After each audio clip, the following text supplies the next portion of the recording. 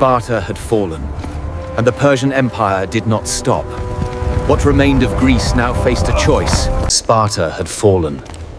Fear took its place, and before Greece could unite, it hesitated.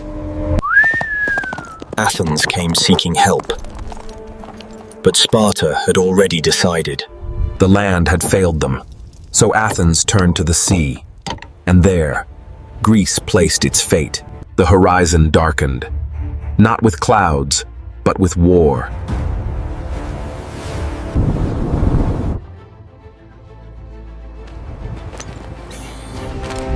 Greece stood at the edge, and in that silence, the sea called them to war.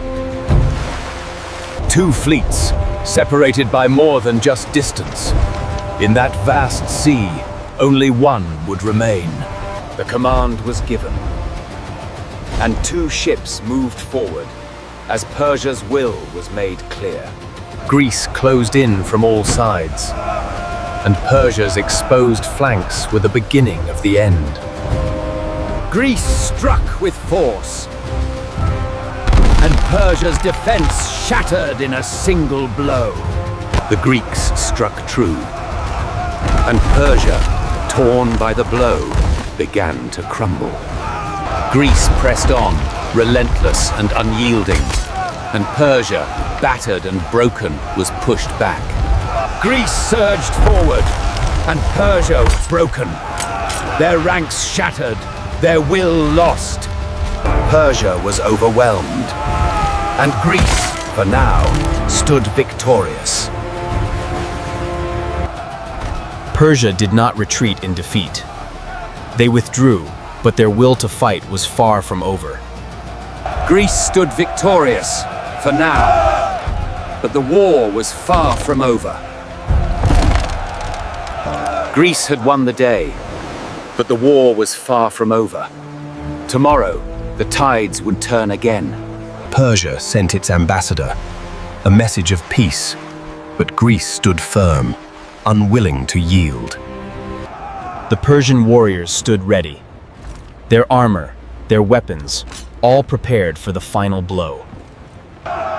Greece stood ready for war. Their ships sailed forward, with only one purpose in mind.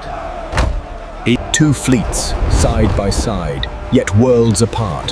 The clash was inevitable, the fate of the seas sealed. The command was given. Two mighty forces, ready to clash. The Greeks struck true, and Persia, torn by the blow, began to crumble.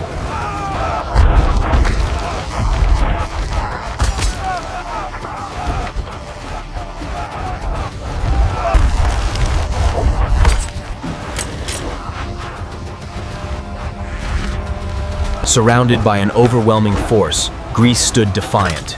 No retreat, no surrender. Their final stand had begun. From the horizon, a new force emerged.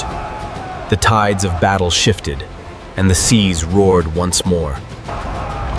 Sparta's fleet sailed forward, led by a queen who would not yield. Persia, once mighty, now faltered and fell. The seas, stained with their defeat. With one final blow, Persia's commander fell. Greece, victorious and unyielding, claimed the seas as their own. The sea was silent. The battle was over. Greece stood victorious. Persia's might shattered.